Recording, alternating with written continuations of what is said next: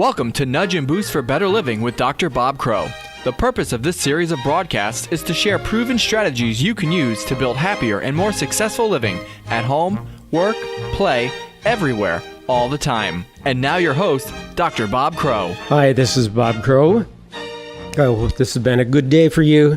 I know tomorrow can be made even better by applying information offered in this series of broadcasts. In this series, I talk through selected topics in order to build your abilities to use what I'm calling a behavior logical style of building better living. That means you and we can use science and good sense to tell us more about human behavior. Equipped with this information, particularly those concepts called nudges and boosts, you can do direct actions to improve your life, and you can encourage others to use effective strategies to deal well with the challenges we face daily and build better living. Each podcast presents more information about how to use nudges and boosts, focuses on a particular topic or two, like helping parents deal with child rearing or business leaders improve productivity. And one topic we're going to get to that's relatively popular and interesting, I think, to all of us, is entitled Drain the Swamp. And I'm telling you that we can drain the swamp using nudges and boosts. Listen here on talk radio, and you will hear it. In the last several programs, we've gone fairly in-depth into what are nudges and what are boosts. And I'll review that a nudge is a part of the environment that gets you and me to do a behavior. Nudges get behavior. A nudge might be seeing green light at a crosswalk while you're walking. It might be a particular item in a grocery store that you'd love to have, like a New York steak or a head of broccoli. Things that set the occasion that bring about behavior are nudges. One that I've dwelled on and is very prominent in the literature related to nudging are doorknobs. Doorknobs are a common and obvious nudge that gets behaviors. A doorknob that faces toward us is likely to cause us to pull it and we be successful in going through the door. A doorknob that has a flat plate is likely to be pushed and will be successful in going through the door. Those are examples of nudges that appear in the literature, in the nudge literature. In fact, there's a book entitled Nudge, and you might want to read it if you'd like to know more about nudging. But one of my points is that nudges and boosts are the way to look at life, your behavioral life, and ways to do something about it. And the second half of that phrase, nudges and boosts are those things that follow a behavior and strengthen it. So seeing the nudge of a green light at the intersection sets the occasion for you to step off probably safely and cross the street. So you continue your walk and you do get across the street, and those are boosts. You're successful at crossing the street. So your behavior of crossing the street in the presence of a green light was boosted by your successes. Well, nudges don't just come about automatically.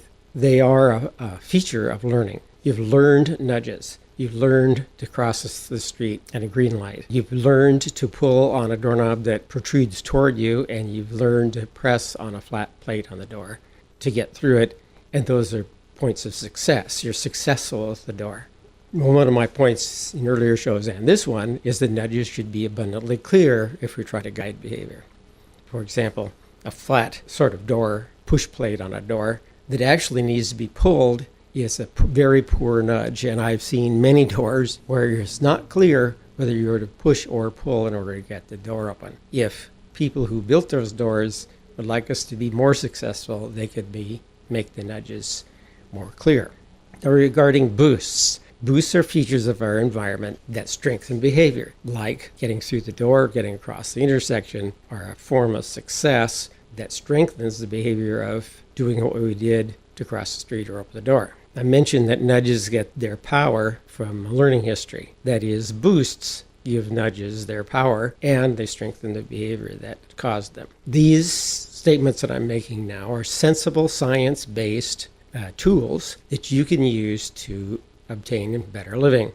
The idea of better living needs a little bit of attention. What do I mean better living? Well, simply, very simply, we might say that your and my life are more pleasant if we present more positive to others and receive more positive from others. We're apt to be thanked and be regarded more positively if we boost more. This show is attempting to cause you to look at your own behavior, recognize boosting is something you do. You thank people, you nod at them, you smile at them, you shake their hand, you say things like, I appreciate what you did.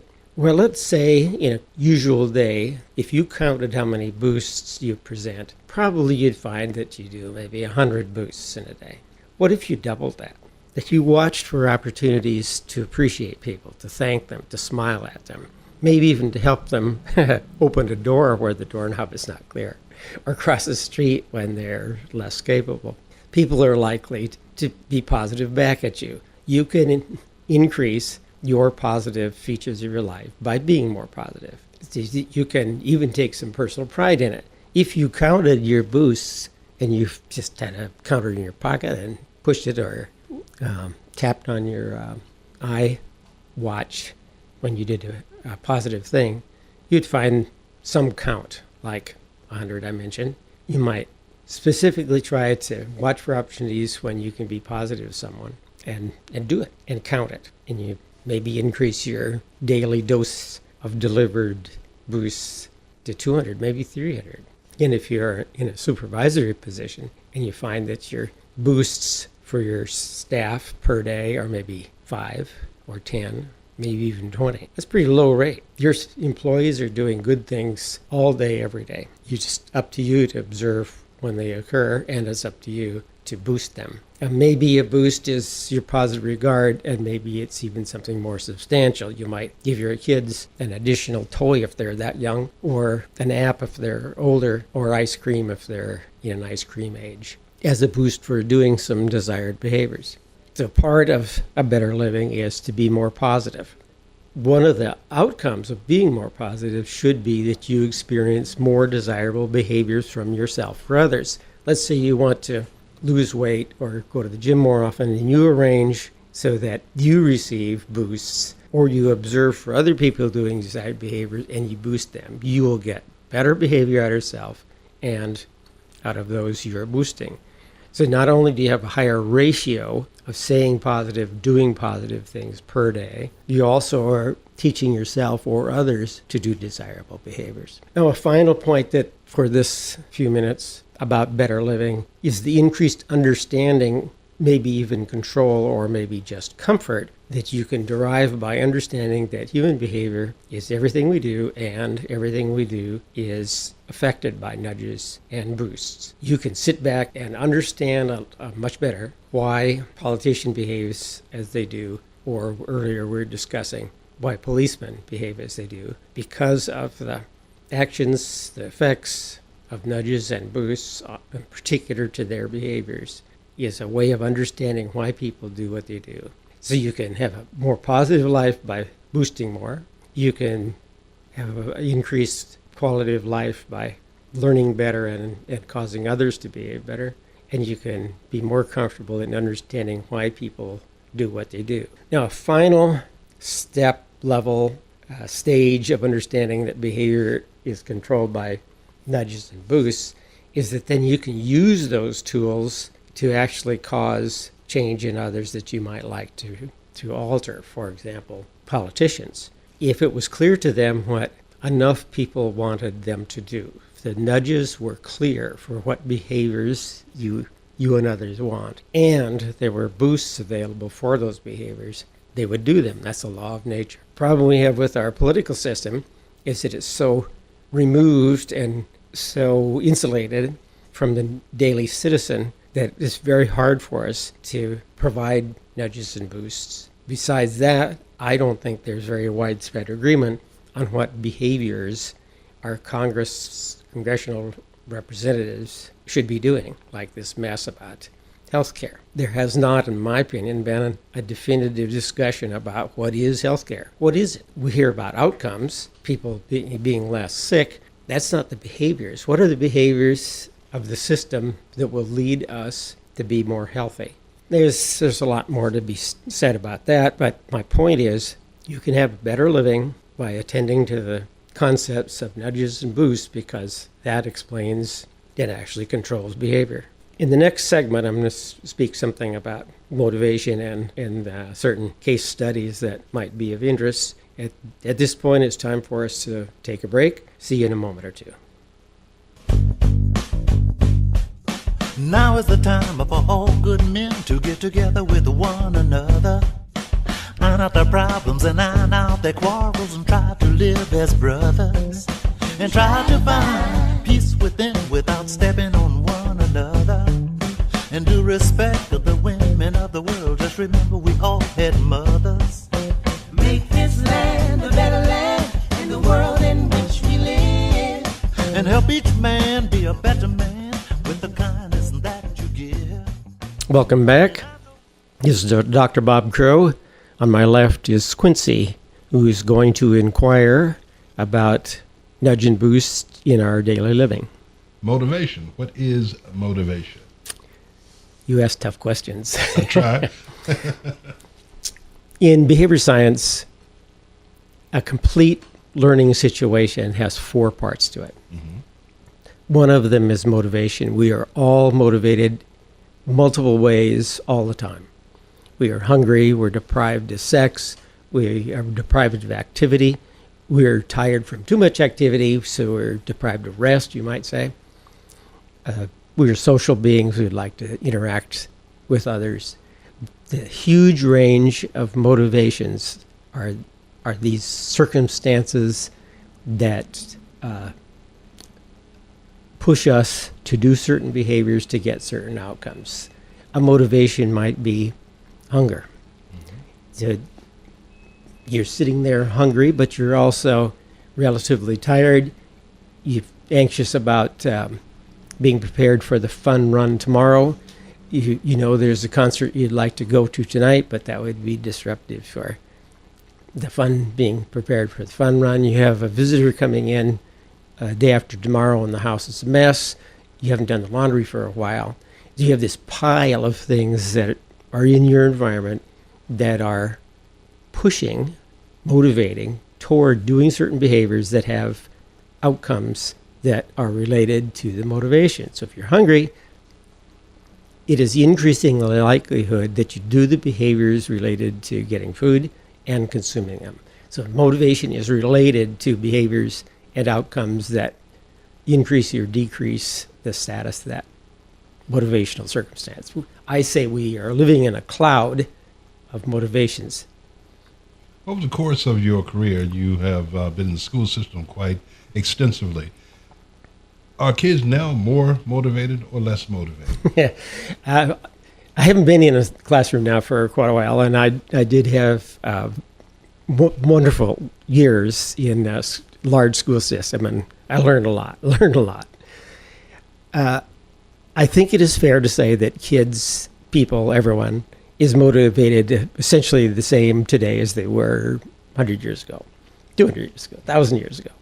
That people are motivated by being comfortable, not too warm, not too cold, satisfying hunger, sex, social interaction, activity, and other things. One of the obvious topic areas of motivation that alters over years is activity. Mm-hmm. That partly, but I think we immediately should think of physical activity. Do you do things like playing softball or basketball, or going to the gym for a workout, or joining the swimming or gymnastic team? But another kind of activity that changes over the years and wasn't the same 100 years ago as it is today is the electronic activity opportunities like phone apps and games. That there's some literature suggesting that game playing is addictive. As addictive as drugs, in that behaviors are very strongly called for and reinforced. So the motivation end of the learning situation probably is essentially the same, that there is this cloud, and the cloud is essentially the same as it ever was, except some of the particulars of the behaviors that are aroused and the reinforcers, the boosts that they achieve. Is there such a situation as being over-motivated? I suppose the answer has to be yes, that probably an explanation partly for addiction, drugs and playing games, might be called over motivation. But motivation is the first feature of 4.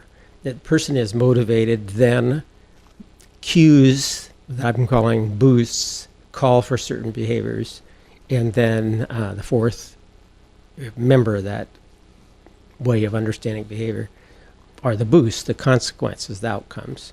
So a person is motivated in some ways that, let's say, right now we're going to call over motivation. And they do things like, say, playing a game, an electronic game, Game of Thrones. And the behavior occurs very often during the day, long periods of game playing. Those behaviors wouldn't occur if there wasn't motivation for it and consequences for doing it. So actually, to arrive at the conclusion that a person's over-motivated is really to look at what they're doing and saying they're doing too much relative to what we think they should do.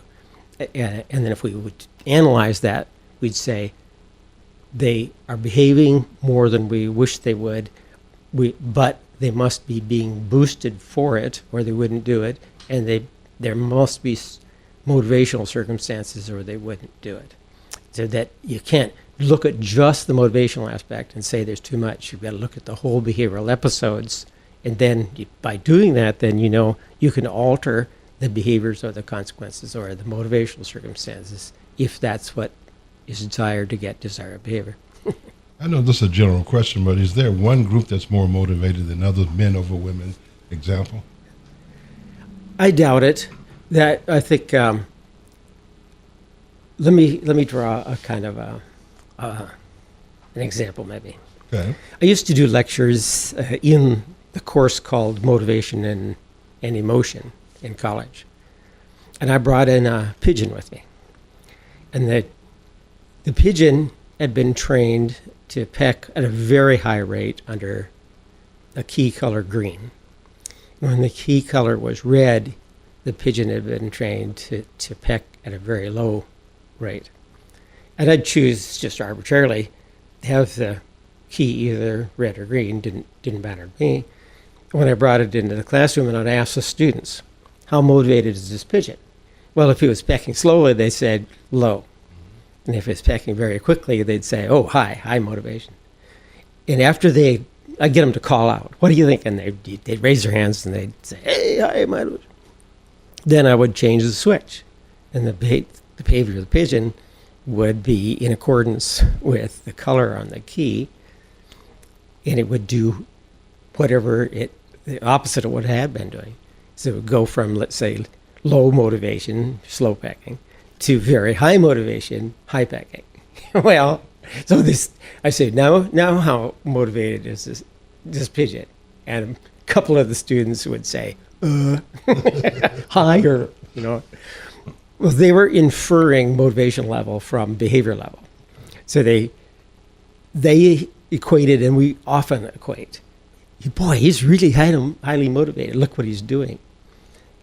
Well, that's missing the point of this series of shows. It isn't that the person is particularly motivated. They have nudges occurring in their lives for certain behaviors that are boosted in certain ways. So the pigeon is behaving exactly correctly to the nudges and boosts in his life at that time. So its motivation doesn't change. Its behavior changes as a function of changes in arrangements in the environment. So people might get distracted into saying, yes, our motivational levels different among sexes and ages and stuff. But I don't think that's the point. It's probably the energy of motivation or the spectrum of motivation does change over years. A little kid is looking for warmth and milk. And an older person probably looking for some clear stimulation, maybe some music that's familiar. And in between, you've got all these levels of interests and motivational levels, so to speak. But they're related to what they do and what are the boosts for what they do. It's much more important to look at the complete picture of under what circumstances does a person do what for what outcomes. So that we don't need to look at motivations very much. We need to look at the whole 4 features of behavior. Is there much motivating in schools? Well, again, I haven't been in schools for quite a while, but I can describe to you what it was like when I was in schools. Kids are motivated, of course, by some of the things I've already been mentioned. Activity, they like to get out and recess and run around. They're motivated by social relations, kids attending them positively, parents and teachers attending to them positively, and avoiding unpleasantness. That I think the motivations are very similar today as they were any time in school, in that kids come to school with certain deprivations or interests that they've learned, like learning to appreciate an adult saying positive things to them. In grade school, that works. In junior high or high school, adult attention to them might be negative, even though it's the same type of statement, I like what you're doing, because the social dynamics change. But my conviction would be, if we go in a classroom, we look at kids, we probably would see them doing certain things like working on assigned worksheets, maybe reading independently and filling out answers, or working on computer-assisted learning programs. And following what they're doing or during what they're doing, either the teacher or others are interacting with them or not. Like a teacher walking by and say, I like the way you're using the dictionary, or I see you're getting answers on your worksheet and mostly they're right. I appreciate what you're doing, thanks for attending. That if you look at the consequences for behaviors in the classroom is the point of speaking to motivation in the classroom. I would like to see maybe 20 positive statements, descriptive praise for learning-related performance in the classroom every 20 minutes. So at least one positive statement. But I found in the school system where I was that actually was very low. That maybe in 20 minutes you see 1 or 2 positives and maybe 6 or 7 negatives. So we can turn that around. We can have a target of being more positive in the classroom, and we can call that motivational circumstance that we want. It's time for us to take a break. I'll be back in a moment.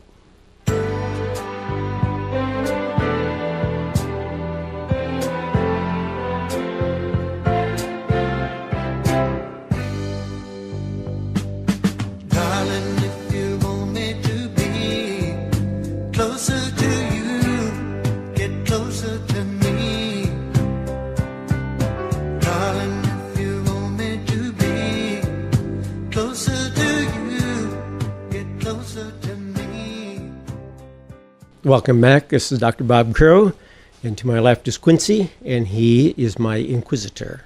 I am always curious about what you're talking about, Doc. I'm going to talk a little bit about your book, too, in this segment, but let's get back to what we were talking about a few minutes ago, motivating in the classroom. Yeah. Mm-hmm.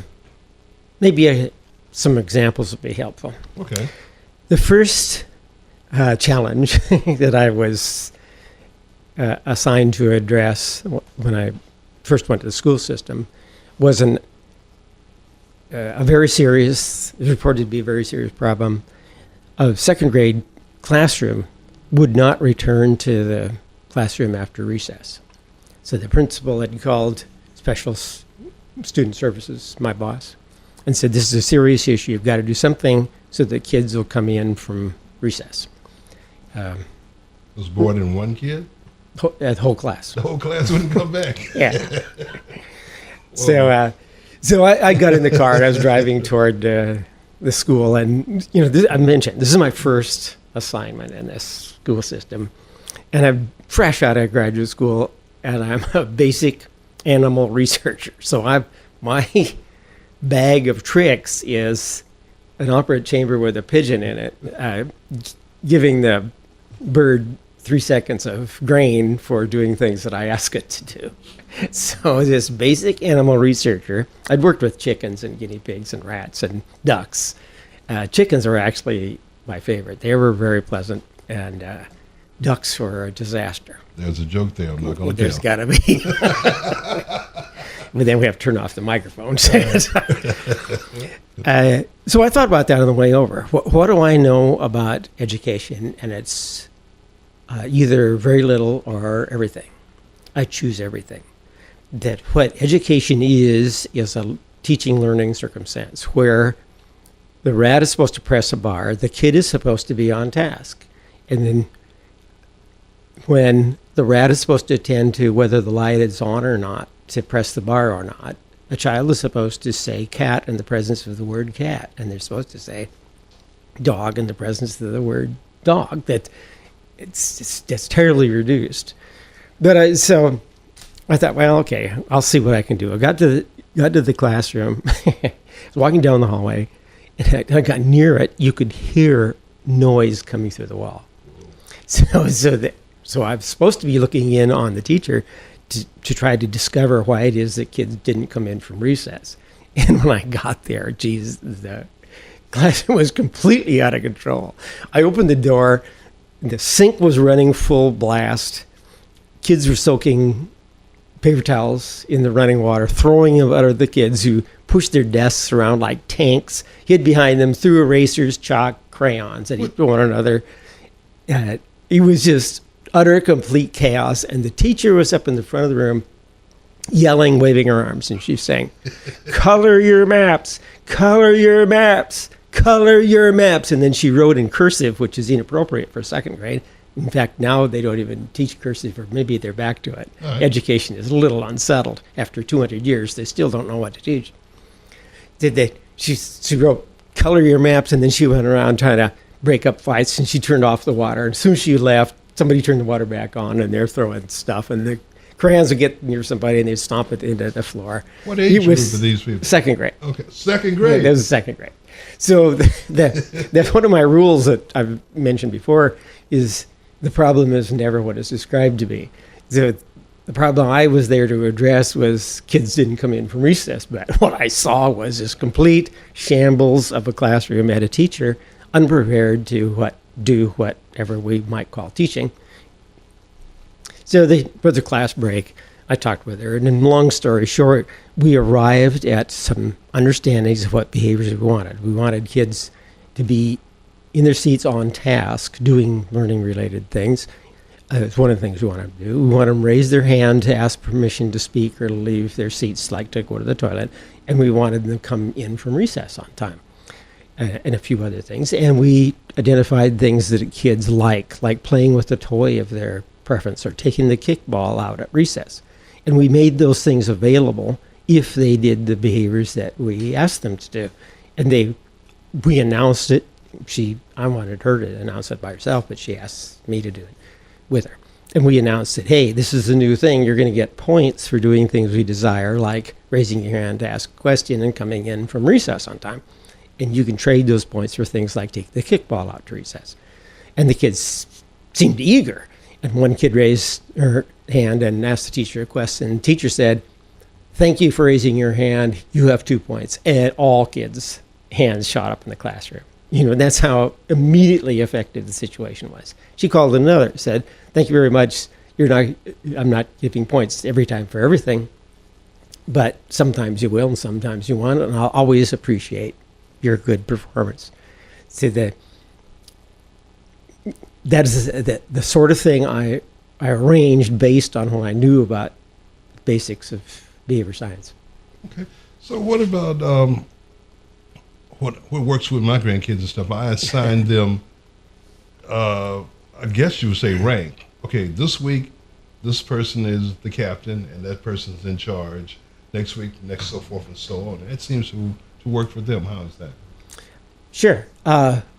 remember one of the points of the show, what you'll repeatedly be ground in, is clear nudges are very helpful for getting behaviors that you want. So Okay. you say, I'm telling my grandchild, you're in charge of something, you're the chief. That child knows what that means. There's many other behaviors. You have a learning history with those kids. I haven't seen it, but I know it's there. So I'm doing it correctly. Oh, well, I'm assuming so. I know I'm getting So you positive results. should- Yeah. Giving that label with a learning history, you've already nudged, here's what you do when you're, whatever you call chief or whatever it was. Right. Say, this is what a chief does. The chief tells other kids to do things, nudges other kids to do things, and should boost other kids for doing things, which is a rather sophisticated notion that adults probably don't pass on to the kids, but they should. Gotcha. We should be teaching nudging, boosting from birth, Gotcha. because that's the way behavior is. And if everyone was a better nudger and booster, everyone's behavior would be better. So you've clarified someplace what behaviors a person does when they're in the assigned leadership positions. And I assume because it's successful, you're good about boosting it. You say, hey, you did a good job as a leader. I'm glad I assigned it to you. Now you'll have another chance later on. But thanks very much for doing a very good job. See, if there are clear nudges and good timely boosts that are positive to the child, then you get the performances you want. And that's across age span. If you want your employees to be more reliable, to turn out higher quality materials, to be on task more, then there should be nudges for it that say, hey, we expect these kind of quality indicators here, and there should be boosts for it. Hey, thanks for being in compliance with the quality indicators. Nudging and boosting, cross the lifespan, cross settings. I feel better now. Yeah, well, you should. Okay, let's talk a little bit about your book. Tell me about the writing process that you went through to do this, because to me, that's one of the most interesting parts about the book. Well, it's interesting to me, too, really. I'm a member of the Writers Alliance of Gainesville. And that Writers Alliance that you can find on Google if you want, and I'm just an aside, if you were an author or a budding writer, I strongly suggest you join, maybe attend first and then join if it appeals to you, the Writers Alliance of Gainesville. A major reason for that is they put on monthly educational sessions and they arrange into what are called pods. And I'm in a nonfiction pod. It's about, usually there are 6 or 8 members. And those members read your writing and give you feedback, both about the technical qualities and the readability. So I started out with a book I'd written on for about 2 years before I joined a pod, joined WAG and a pod. I got tons of feedback. The book has changed hugely from what it was to what it is. I think it's better. Maybe readers would comment that they like it or not.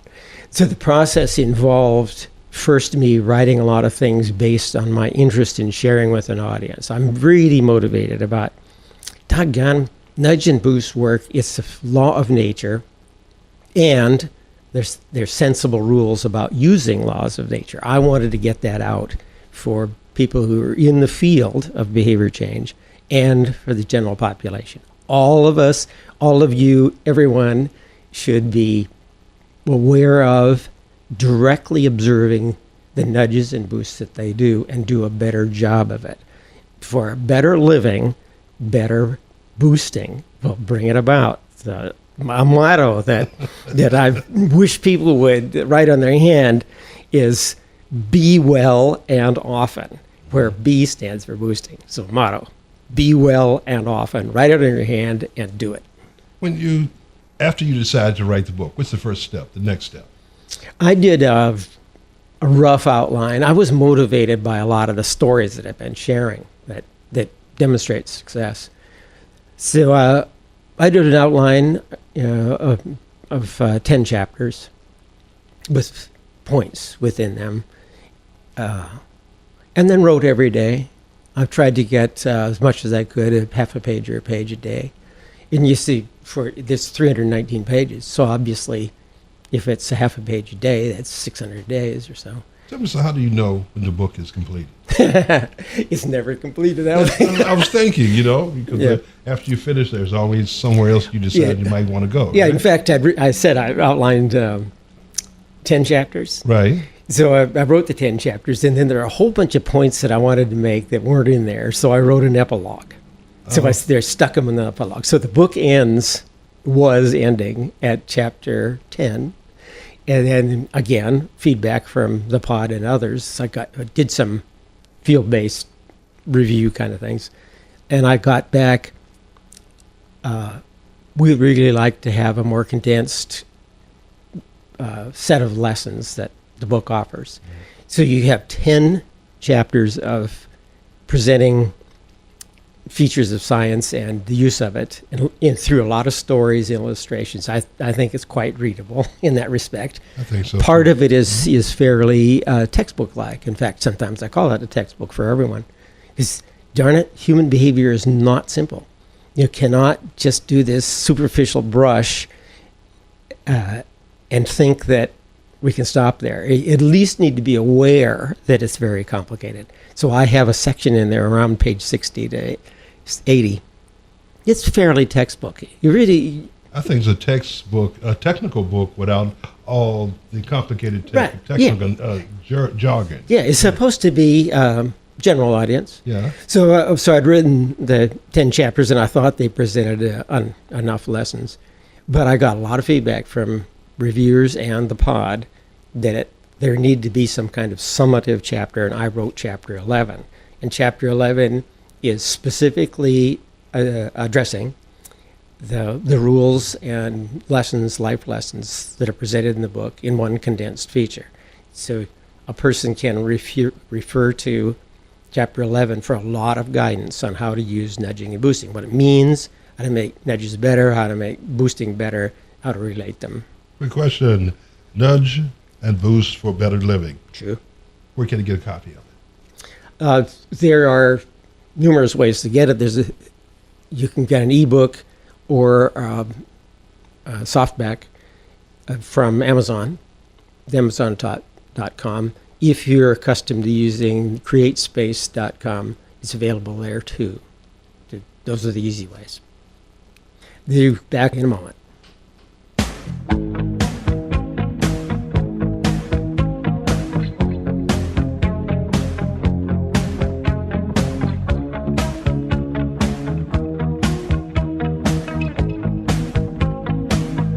Every single day, and every word you say, every game you play, every night you stay, I'll be watching you. Good to be back. In this segment, we're going to be reviewing a little bit of information from earlier in the show and of other shows, and adding some additional thoughts. To begin with, let's remember that behavior is everything that you do. Everything I do, everything you do is behavior. Now, you might want to argue with that and say, thinking or ideas or art, artistic expression, are not behaviors. Those are special attributes of humans. Well, there are special classes of behavior, I would agree, but they are behavior. If we want to look at science as a framework for dealing with human behavior, we could start by looking at physics and recognize that all of us are affected by gravity, momentum, leverage all the time. And temperature gradients are talking about the consumption or loss of calories, so on. Physics tells us a lot about nature, and physics principles can be used by engineers to build bridges, for example. And bridge builders know how to use leverage and bracing to counteract the effects of gravity and wind and so on. So physical structures are around us, and physical laws are affecting us all the time. And we know something about them, like moving a boulder or pushing a car, we know requires overcoming inertia, and uphill push is more difficult than a downhill push. We know things about physics, and we know things about physiology. We know that consuming food results in energy and nutritional intake that builds cells and muscles and stuff. We have to do that fairly often. And we often know, most people know about photosynthesis, that plants take in carbon dioxide and sunlight and liquids and build plant tissue and cast off oxygen, for example. We're pretty well familiar with that. We are not familiar with the science of behavior. And I'm saying, presenting in this show and in the book, that a third science that we should recognize is affecting us all the time, beyond physics and physiology or biology, whichever you want to label it, is behavior analysis. So the three sets of science that you might want to look at is physics, physiology, and behavior analysis. And those three sciences should encompass everything that we are doing. So behavior is related to physiology, behavior is related to your physical environment, and behavior is related to the principles found in the analysis of behavior. So given that behavior is everything we do, remember that nudges indicate what behavior should be done, and boosts are the outcomes, the consequences, the things that follow behavior, and either strengthen them or they don't.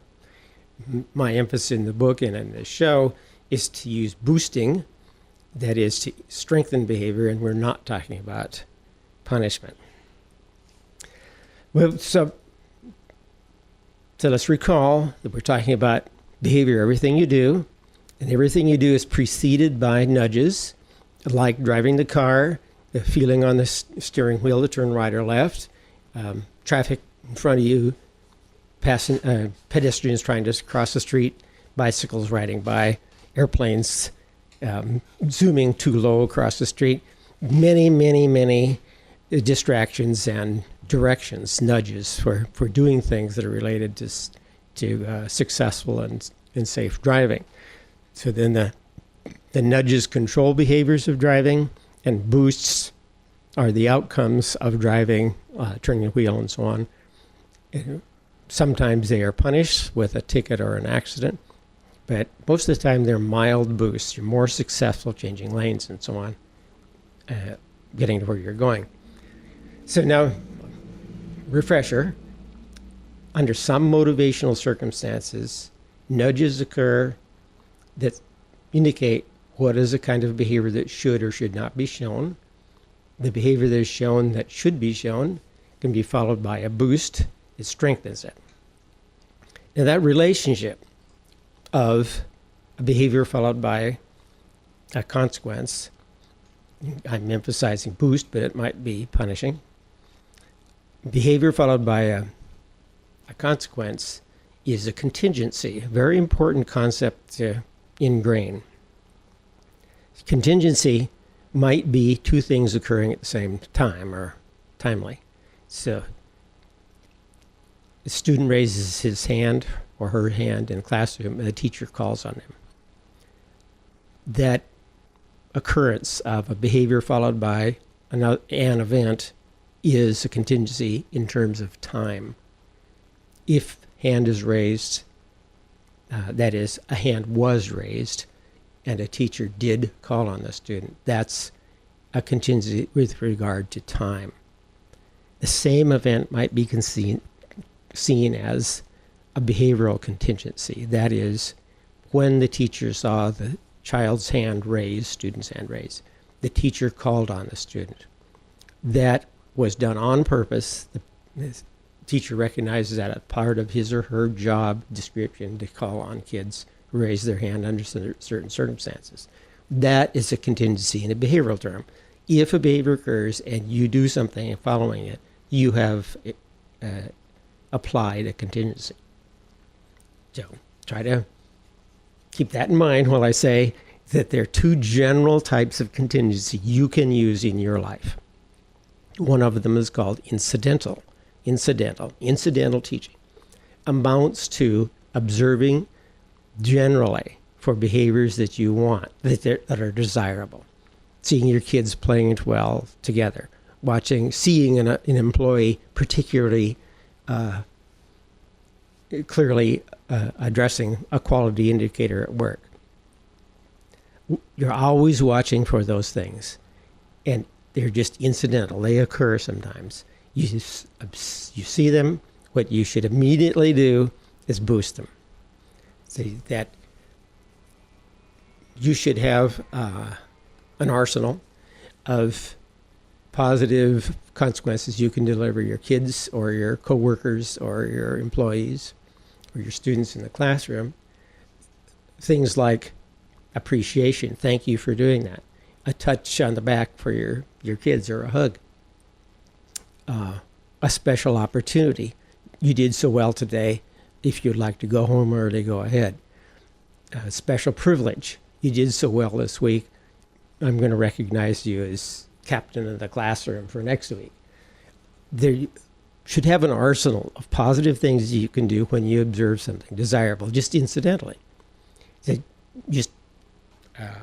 watch during the classroom and see a child particularly do something nice, like a social interaction, and thank them for it, maybe in descriptive praise, which might help others to recognize that's desirable. And that's an incidental contingency. A formal contingency, you can sit down and write it. So you're a teacher and you write.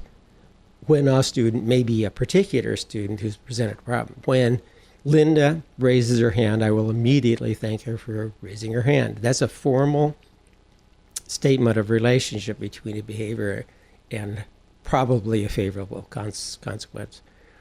You can write those. You say, if you got a particular targeted behavior or behavior you want to build its strength, like good social interaction, you can write a statement. When I see this, I will do that. So you have two types of contingencies, that is relationships between behavior and consequences you or the environment can deliver. Contingency, relationship between a behavior and that follows it. And it can either be spontaneous, incidental, or it can be very thoughtful and formalized. And those are the two forms of relationships between behaviors and consequences that you should use as tools. And if you do, you can get better behavior out of yourself or those that you influence and be part of. I'll be saying goodbye for today, but I want to leave with the motto that I ask you to write on your hand a couple of times, and that is be well and often, where B stands for boosting, and boosting is a consequence that strengthens behavior. You're well-equipped, better equipped at least, for better living if you boost well and often. I'll be talking to you soon.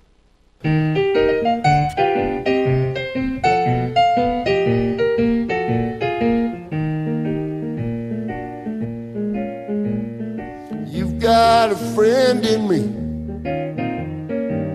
You got a friend in me. When the road looks rough ahead and you're miles and miles from your nice warm bed, you just remember what your old pal said. Boy, you've got a friend in me. Yeah, you've got a friend in me.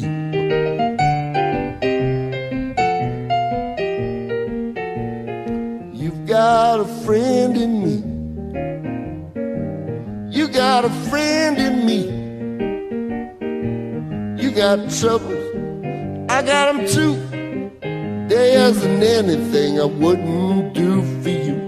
We stick together, we can see it through. 'Cause you got a friend in me. Yeah, you got a friend in me. Some of the folks might be a little bit smarter than I am, bigger and stronger too, maybe. But none of them could ever love you the way I do. It's me and you, boy, and as the years go by, a friendship will never die. You're gonna see it's our destiny. You got a friend in me. You got a friend in me. Yeah, you got a friend in me.